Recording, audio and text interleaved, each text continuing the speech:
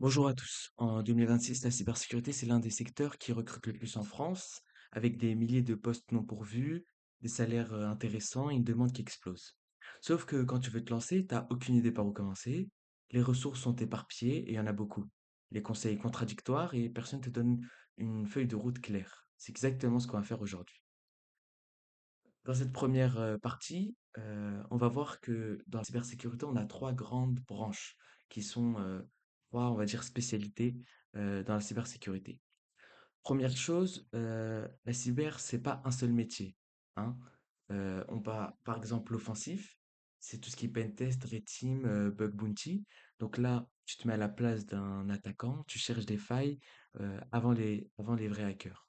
Ensuite, on a partie défensif, c'est le SOC pour Security Operations Center, la détection d'intrusion. Et le but, c'est de surveiller et de répondre aux incidents. Donc, avec beaucoup d'outils.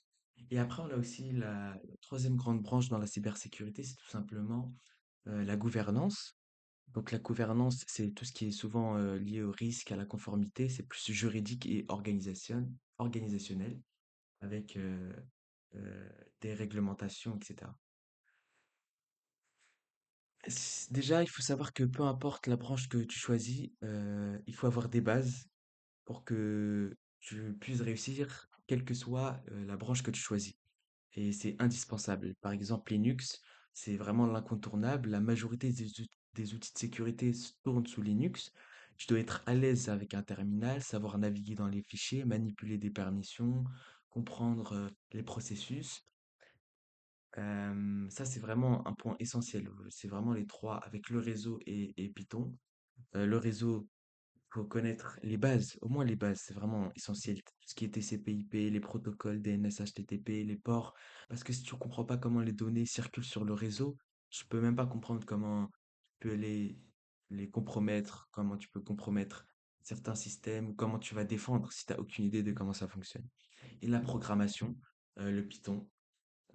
Python, c'est tout simplement un langage très simple, un langage de haut niveau. Et c'est le minimum, si je puis dire, pour automatiser certaines tâches, pour lire le code, pour des petits scripts et outils. En plus, aujourd'hui, avec l'IA, c'est super simple d'apprendre un langage de programmation.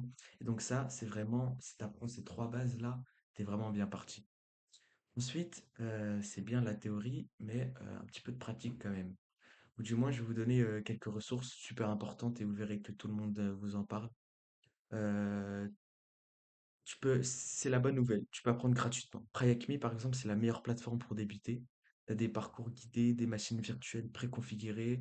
Tu apprends en faisant des parcours. Voilà, tu as le parcours Pre-Security qui est fait pour partir à partir de zéro, pour commencer à partir de zéro. Il y a aussi Rootme. Rootme, c'est une plateforme française en plus avec des centaines de challenges qui sont classés par les difficultés, etc. Avec du réseau, du web, la crypto, de la forensique. Et là, tu pourras découvrir tous les domaines qu'il y a. C'est là que tu vas pratiquer une fois que tu as les bases. Donc la Rootme, tu pourras commencer tes premiers challenges. En plus, sur un CV, c'est super intéressant. Si tu as montré que tu as réussi à faire des challenges, etc. Il y a aussi Open Classroom, Xbox, etc. Avec beaucoup de, il y a beaucoup de ressources en tout cas. Donc, pas d'excuses, c'est gratuit. Maintenant, on va essayer de donner un petit peu une feuille de route pour rester crédible. On va partir sur 6 mois, de commencer de zéro. Je l'ai mis à un niveau employable, mais en tout cas un niveau, euh, un minimum, voilà. Pour être employable, ils vont avoir les arguments et les outils pour. Donc, si on part entre le premier et le deuxième mois, voilà, pendant 2 mois, ça va être les bases. Même si vous commencez, je sais pas, vous faites une école d'ingénieur, etc., vous allez forcément commencer par ces bases-là, le Linux terminal, c'est ce qu'on a vu, le réseau. Donc, l'objectif, c'est être à l'aise avec un terminal pour Linux et comprendre comment un réseau fonctionne. Et avoir un petit peu, si je vous donne A égale B, B égale C, un minimum de Python, un minimum de logique. Dans la programmation, c'est important. Ensuite, la pratique, il faut pratiquer parce que il y a des obstacles que tu vas rencontrer que dans la pratique, pas dans la théorie. Donc là, tu pourras commencer tes premiers challenges. Donc là, 3 4 mois. Tu pourras faire plusieurs parcours. C'est là qu'il faut se renseigner énormément. Il y a cette vidéo que je fais, mais tu peux essayer de regarder d'autres vidéos qui vont t'expliquer, en tout cas qui vont donner des outils. Là, il y a les outils qui sont très intéressants, j'en ai pas parlé, Nmap, Wireshark, Burp Suite, etc. C'est des premiers outils euh, que dans la cybersécurité on utilise. Ensuite, 5-6 mois, ce qui va être très intéressant, c'est de faire une certification parce que on peut se dire: «Ah ouais, faut être un expert et cetera». Mais avec déjà les 4 premiers mois, si vous avez fait les bases et la pratique, la certification, ça va être, facile pour vous. Moi, je vous conseillerais de faire la Contia Security Plus.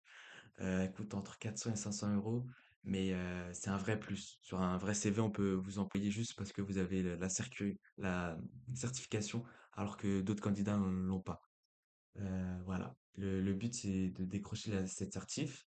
Après, ça suffit largement pour faire un stage, une alternance, etc. Faut savoir aussi qu'il existe plein d'autres certifications avec d'autres niveaux, tout autre domaine, mais je vous conseille vraiment la Contia cybersécurité plus, sécurité plus. À la fin des 6 mois, bah, j'estime que tu auras un niveau suffisant, en tout cas pour candidater et commencer à trouver un job, ou du moins des missions. Ensuite, les erreurs à éviter. Très souvent, les gens ils se disent: «Ah, c'est bon, je vais me lancer dans la cybersécurité, hop, hop, je vais commencer, etc.» Alors qu'il y a des pièges classiques. Bah, premier, c'est de commencer sans rien comprendre, ça sert vraiment à rien. Je vais commencer à attaquer un truc, super. Utiliser des outils alors que t'as aucune idée de comment ça fonctionne, t'as aucune idée de comment on l'installe, etc. Ça sert à rien, tu vas pas progresser réellement. Ensuite, apprendre sans jamais pratiquer aussi. Parce que, par exemple, t'auras forcément ou obligatoirement besoin de pratiquer pour réussir des certifications, etc. Du coup, la théorie sans pratique, ça ne sert à rien. Ensuite, bah, bien sûr, tester des systèmes qui t'appartiennent pas. Donc là, bien sûr, on va parler d'ethical hacking. On ne fait surtout jamais de test de pénétration ou quoi que ce soit sur un environnement qui t'appartient où tu n'as pas l'autorisation explicite, hein. Donc, même avec des bonnes intentions, c'est pas bien. Bien sûr, du coup, je vous ai donné les plateformes, Hackthebox, etc. Tu peux les utiliser, c'est fait pour, c'est leur but même, que tu compromettes le système. Et un petit récap, voilà, pour terminer. Voilà. Alors Linux, réseau, Python, les bases obligatoires, c'est vraiment super important. Euh, Ensuite, try Hack Me pour apprendre, Route Me, les challenges pour pratiquer. Après la théorie vient la pratique. Et ensuite, pour avoir de la crédibilité, réussir à faire une certification. Euh, Ça aussi, ça va être un vrai plus. En plus, c'est très reconnu, hein, c'est la Contia Sécurité Plus, et il y en a plein d'autres, c'est des certifications super reconnues dans le monde du travail en tout cas, et pratique bien sûr dans un environnement légal. Bah voilà, c'est tout pour cette vidéo. Je te souhaite bon courage dans ton parcours dans la cybersécurité, et je ferai une prochaine vidéo, je l'espère, sur l'installation de Kali Linux pour commencer une des distributions de Linux, Kali, beaucoup utilisée pour le pentest et la cyber. Et merci à toi encore. Bon courage.